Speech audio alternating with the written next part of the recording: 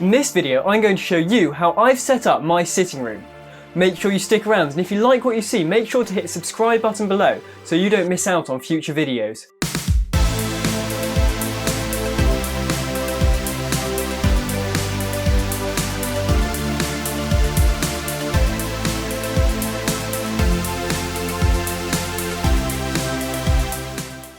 Hi, I'm Will from Surridge Tech, and today we're going to be having a look at my sitting room. In this short video, I'm going to show you the kit I use, how I have it set up, and why. We're going to look at both the smart tech and the entertainment system.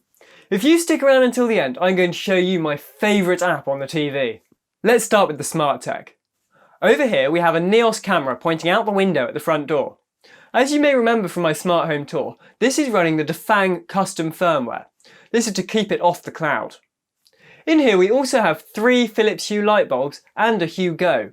The 3 light bulbs are controlled by a Philips Hue light switch, which I have stuck on the radiator outside the room.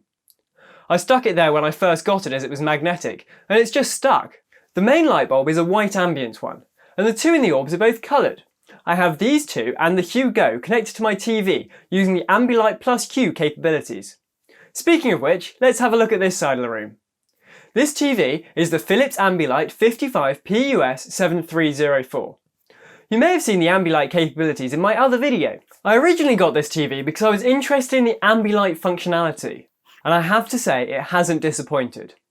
I turned it off the other day just to see what it was like, and I was so surprised by how much I missed it.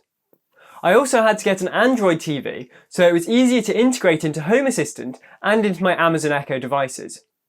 I have to say, the smart functionality on this TV isn't the best, but it does what it's meant to.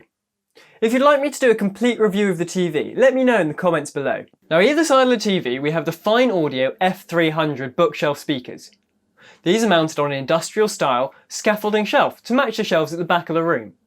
These speakers are great, but they do lack a little bit of low end. Thankfully this is made up for in my rear speakers. Speaking of which, these are the Tannoy Mercury F3. They're great speakers, sound great, are reasonably priced, and really do help boost the low ends. So here we have the Sony STR-DH 810 AV receiver. It's almost 10 years old now, but it's great. The only reason I would consider upgrading is if I wanted Dolby Atmos, but there's no point in that until I've got some more speakers in my setup. Connected to it we have the Xbox up here, and then down at the bottom we have a lightning cable for a phone, and an HDMI to connect a laptop. It's nice to be able to plug these in and share our screens quickly and easily. I did have an AirPlay app on the TV, but I found it was a bit laggy, so although fine for screen sharing and general browsing, it's completely useless for films. So in terms of the setup of the amp, none of the speakers are bi-wired, and there's a calibration feature built into the amp which uses the remote mic to calibrate the speaker's both volume and the EQ. Obviously this was very necessary given the size of the front ones compared to the rears.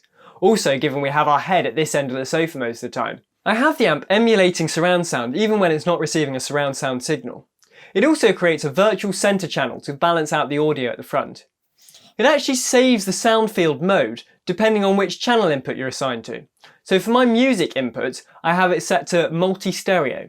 That means the same sound plays out of the front left-right as the rear left-right. It means that we can have our background music much quieter and everyone can hear it at the same volume. I have the amp connected to the TV using a single HDMI ARC connection. ARC, the audio return channel, means that the TV sends audio back down the HDMI to the amp.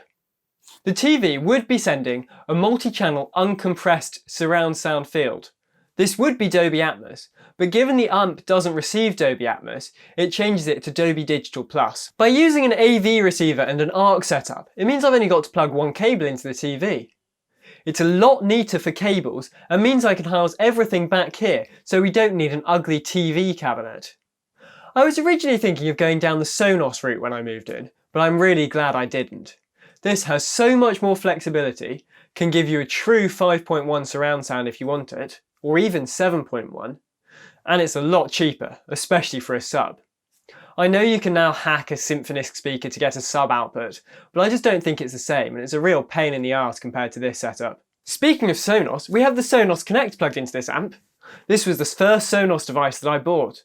I used to have some sync issues, but since removing the Sonos bridge and moving from Sonos Net onto Wi-Fi, all of those have stopped. Thankfully, this Connect is compatible with the new S2 coming out soon. On the other shelf, I have a record player. I wanted to have this connected to the Sonos system, but I found that the record player itself was outputting so much noise that it was out of sync with the inherent delay of the Sonos system.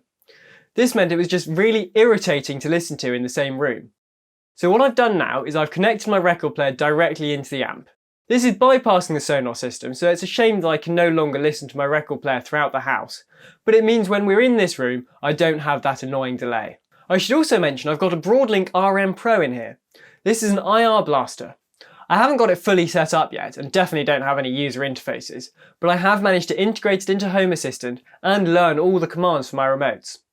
And that's it! It's not a particularly big setup, but it's great for what we need it to be. I'd like to expand at some point with a sub and a centre speaker. I think the centre speaker is probably more important, but it's so difficult to find a centre speaker that doesn't scream "Hello Home Cinema." Anyway, it's great for the day-to-day watching TV and the odd film. Now I said I'd show you my favourite TV app, so here we go. Technically it's not an app anymore. Technically I now use YouTube. But when I first discovered this, it was a separate app on my Fire TV stick. It's the ambient fireplace. I really missed having a fire in the sitting room, so by adding this you can get the same effect. I know it's not quite the same, and I know it's not going to be for everyone, but I really enjoy the warming atmosphere that it can create, especially when you link it with Ambilight. When I have it set up, I have the fire crackling effect coming through the TV speakers, and then I play my music through the 4 surround sound speakers. If you want something a bit brighter, then I would recommend having a look at some live cameras around the world. Failing that, you can always get a virtual fish tank. And there we go, a quick overview of my sitting room, looking at all the kit I have. Make sure you hit subscribe below to find out more about my tech and how you can build yourself the ultimate smart home.